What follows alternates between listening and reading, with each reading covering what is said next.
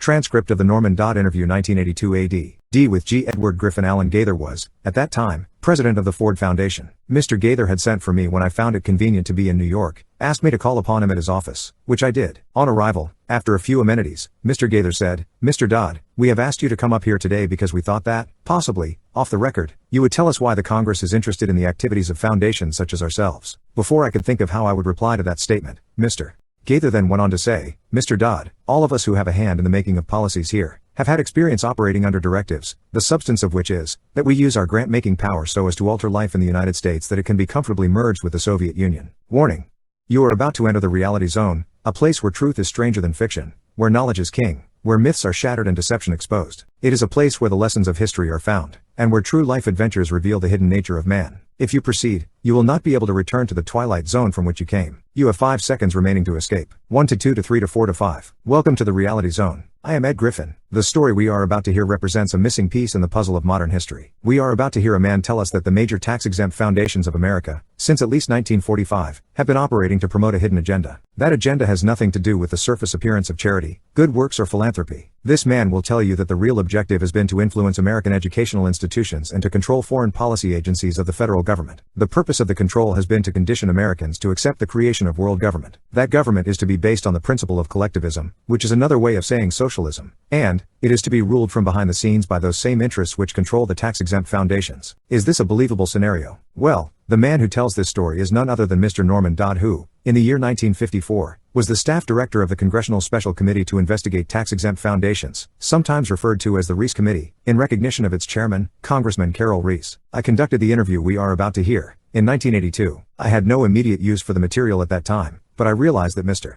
Dodd's story was of great importance. Since he was advanced in age and not in good health, I wanted to capture his recollections on videotape while he was still with us. It was a wise decision, because Mr. Dodd did pass away just a short time afterwards. In later years there was a resurgence of interest in Mr. Dodd's story, and we released the videotape to the public in 1991. And so, what now follows is the soundtrack taken from the full, unedited interview, broken occasionally only for a tape change, or to emit the sound of a passing airplane. It stands on its own as an important piece in the puzzle of modern history. Griffin, Mr. Dodd, let's begin this interview by a brief statement, for the record, telling us who you are, what your background is, and your qualifications to speak on the subject. Dodd, well, Mr. Griffin, as for who I am just as the name implies, an individual born in New Jersey and educated in private schools, eventually in a school called Andover, Massachusetts, and then Yale University. And, running through my whole period of being brought up, growing up, I have been an indefatigable reader, and I have had one major interest, and that was this country, as I was led to believe that it was originally founded.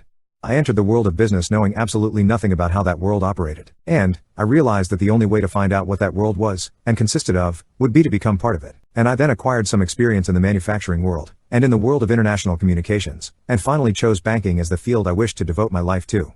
I was fortunate enough to secure a position in one of the important banks in New York. I lived there. I lived through the conditions which led up to what is known as the crash of 1929. I witnessed what is tantamount to a collapse of the structure of the United States as a whole. Much to my surprise, my superiors, in the middle of the panic in which they were immersed, confronted me. I was confronted with the question, "Norm, what do we do now?" I was 30 at the time, and I had no more right to have an answer to that question than the man in the moon. However, I did manage to say to my superiors, "Gentlemen, you take this experience as proof of something that you do not know about banking, and you better go find out what that something is, and act accordingly." 4 days later, I was confronted by these same superiors, with a statement to the effect that, "Norm, you go find out." And I really was fool enough to accept that assignment, because it meant that you were going out to search for something, and nobody could tell you what you were looking for. I felt so strongly on the subject that I consented to it.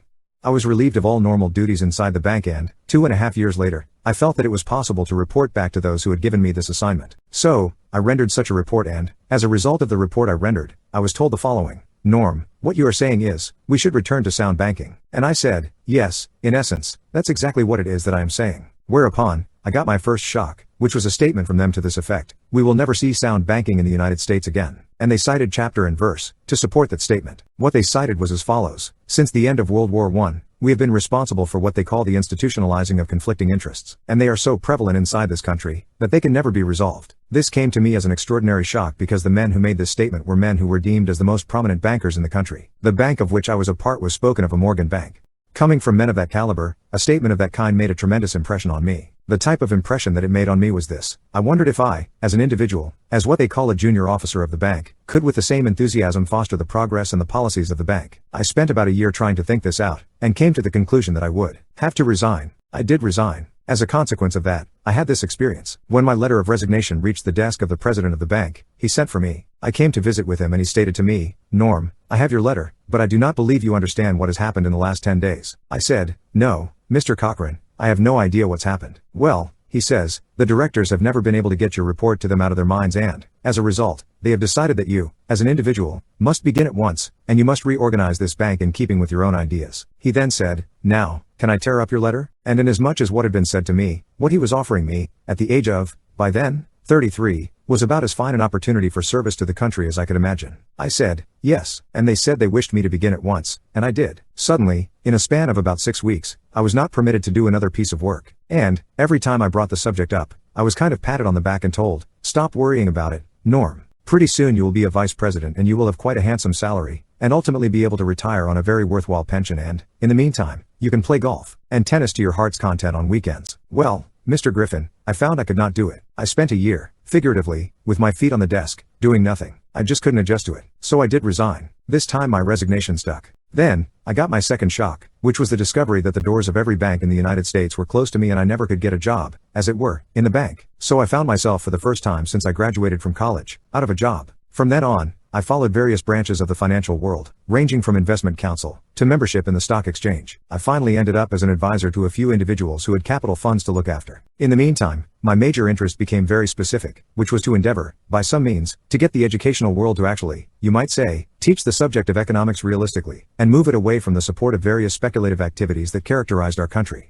I have had that interest, and you know how it is. If you generate a specific interest, you find yourself gravitating toward persons with similar interests. Ultimately, I found myself kind of at the center of the world of dissatisfaction with the direction in which this country was headed. And, I found myself in contact with many individuals who, on their own, had done a vast amount of studying and research in areas which were part of the problem. Griffin, what point in your career did you become connected with the Reese Committee? Dodd, 1953.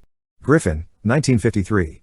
And what was that capacity, sir? Dodd, that was in the capacity of what they call Director of Research. Griffin, can you tell us what the Reese Committee was attempting to do? Dodd, yes, I can tell you. It was operating and carrying out instructions embodied in a resolution passed by the House of Representatives, which was to investigate the activities of foundations as to whether or not these activities could justifiably be labeled un-American, without, I might add, defining what they meant by un-American. That was the resolution, and the committee had, then, the task of selecting a council, and the council, in turn, had the task of selecting a staff, and he had to have somebody who would direct the work of that staff, and that was what they meant by the Director of Research. Griffin, what were some of the details, the specifics, of what you told the committee at that time? Dodd, well, Mr. Griffin, in that report, I specifically, number 1, defined what was, to us, meant by the phrase un-American, and we defined that, in our way, as being a determination to effect changes in the country by unconstitutional means. We have plenty of constitutional procedures, assuming that we wish to effect a change in the form of government, and that sort of thing.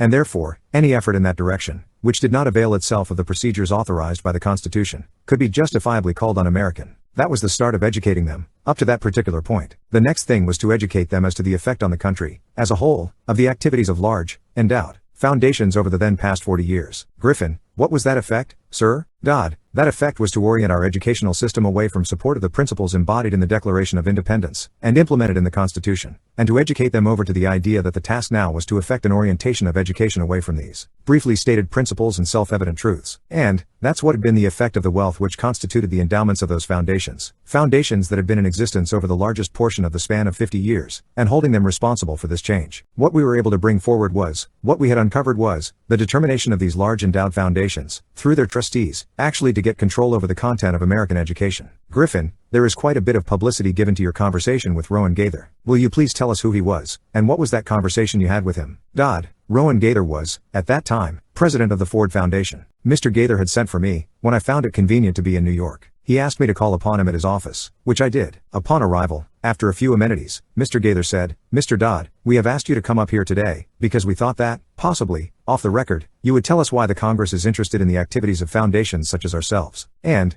before I could think of how I would reply to that statement, Mr.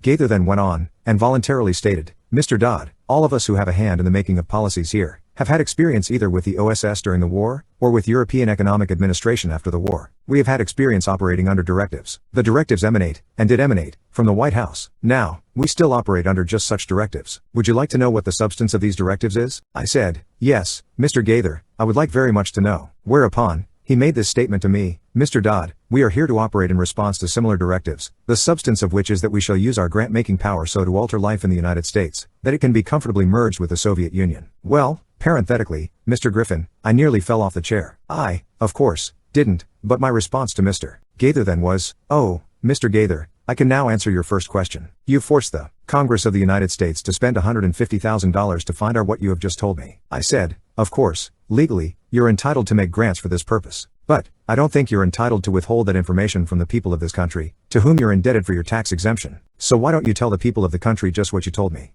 And his answer was, "We would not think of doing any such thing." So, then I said, "Well, Mr. Gaither, obviously, you forced the Congress to spend this money, in order to find out what you just told me." Griffin: "Mr. Dodd, you have spoken, before, about some interesting things that were discovered by Catherine Casey at the Carnegie Endowment. Would you tell us that story, please?" Dodd: "Sure, glad to, Mr. Griffin. This experience you just referred to, came about in response to a letter which I had written to the Carnegie Endowment Center, National Peace, asking certain questions and gathering certain information. On the arrival of that letter, Dr. Johnson, who was then president of the Carnegie Endowment, telephoned me and said, 'Did you ever come up to New York?'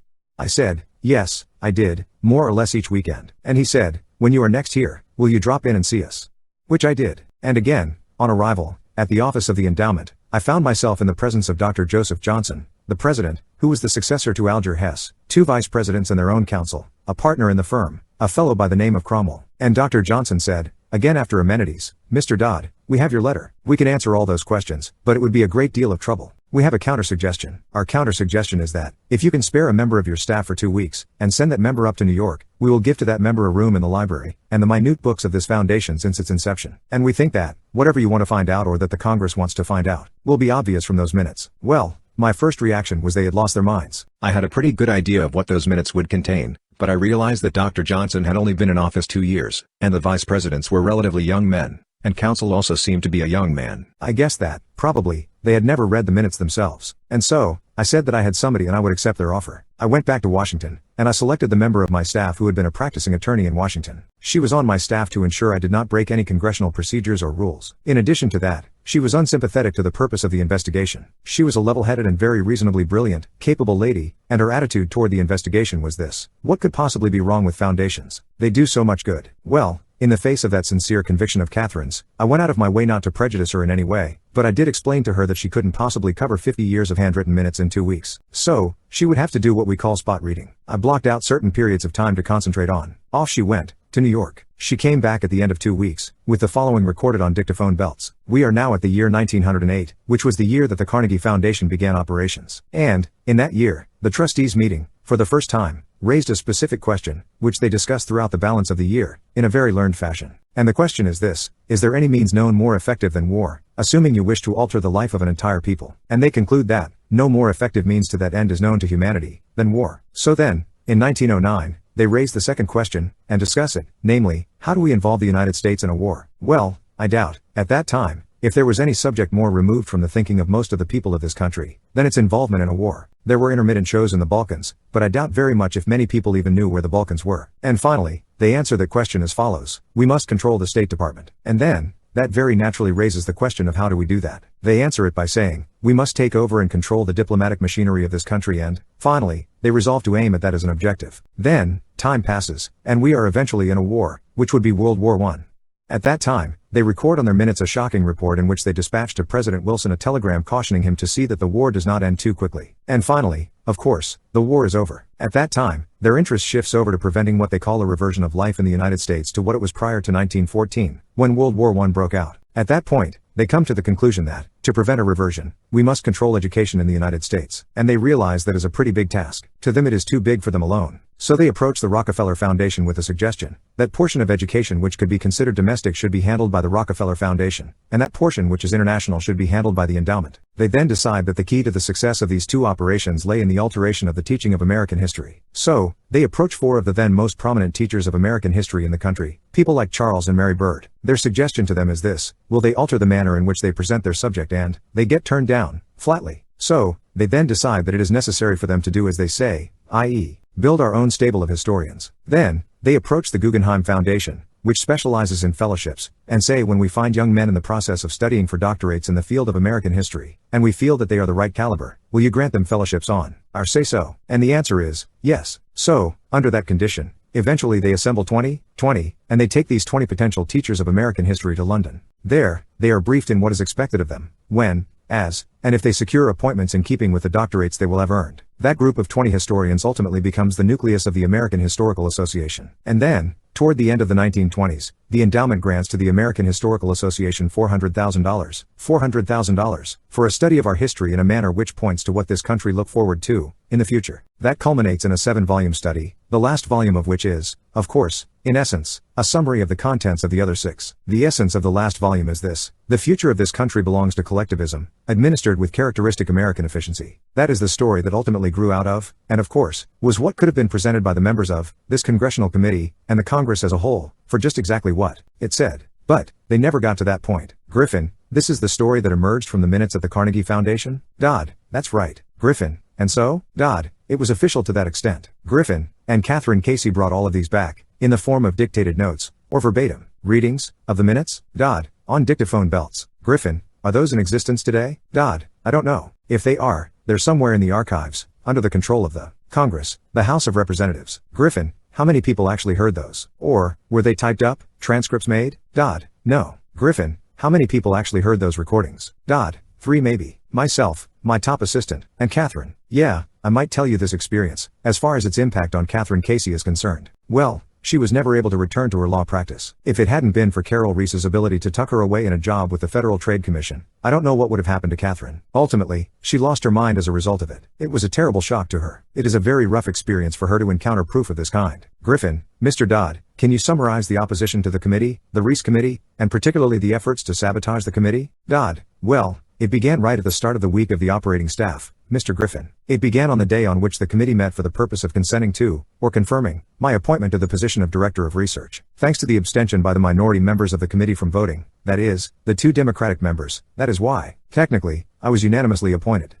Griffin, wasn't the White House involved in opposition? Dodd, not at this particular point, sir. Mr. Reese ordered counsel and myself to visit Wayne Hayes. Wayne Hayes was the ranking minority member of the committee, as a Democrat. So, we, Catherine and I, had to go down to Mr. Hayes' office, which we did. Mr. Hayes greeted us with a flat statement, directed primarily to me: I am opposed to this investigation. I regard it as nothing but an effort on the part of Carol Reese to gain a little prominence. So, I'll do everything I can to see that it fails. Well, I have a strange personality, in the sense that a challenge of that nature interests me. Our counsel withdrew. He went over and sat on the couch in Mr. Reese's office, and pouted. I, sort of, took up this statement by Mr. Hayes as a challenge, and set myself a goal of winning him over to our point of view.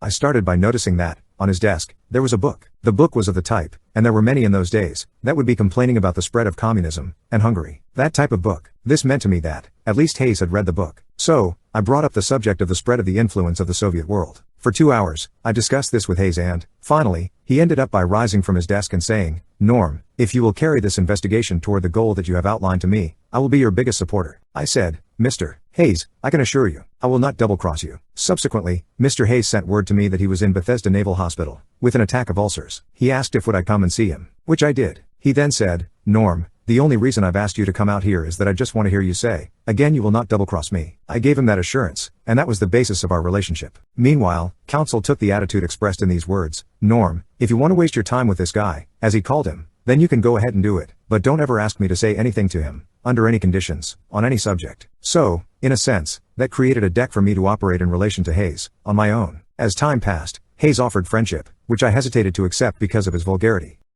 I didn't want to get mixed up with him socially, under any conditions. Well, that was our relationship for about 3 months. Eventually, I had occasion to add to my staff. As a result of adding to my staff a top-flight intelligence officer, both the Republican National Committee and the White House resorted to stopping me from continuing this investigation in the direction Carol Reese had personally asked me to go. Mr. Griffin, that direction was to utilize this investigation to uncover the fact that this country had been the victim of a conspiracy. That was Mr. Reese's conviction. I eventually agreed to carry out that direction.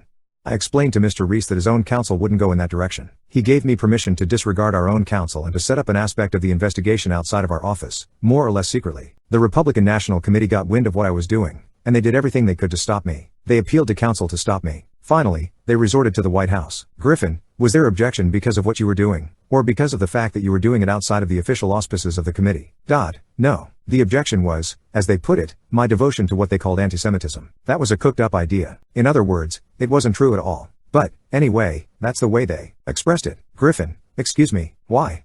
Dodd, then they made it stick. Griffin, why did they do that? How could they say that? Dodd, well, they could say it, Mr. Griffin. But, they had to have something in the way of a rationalization of their decision to do everything they could to stop completion of this investigation, given the direction that it was moving. That direction would have been exposure of this Carnegie Endowment story, and the Ford Foundation, and the Guggenheim, and the Rockefeller Foundation, all working in harmony toward the control of education in the United States. Well, to secure the help of the White House in the picture, they got the White House to cause a liaison between the White and the Hill, a major person, to go up to Hayes and try to get him, as it were, actively to oppose what the investigation was engaged in. Hayes, then, very kindly, would listen to this visit from this major person. Then he would call me and say, Norm, come up to my office. I have a good deal to tell you. I would go up. He would tell me he just had a visit from this major person, and he wants me to break up this investigation. So then I said, Wayne, what did you do? What did you say to him?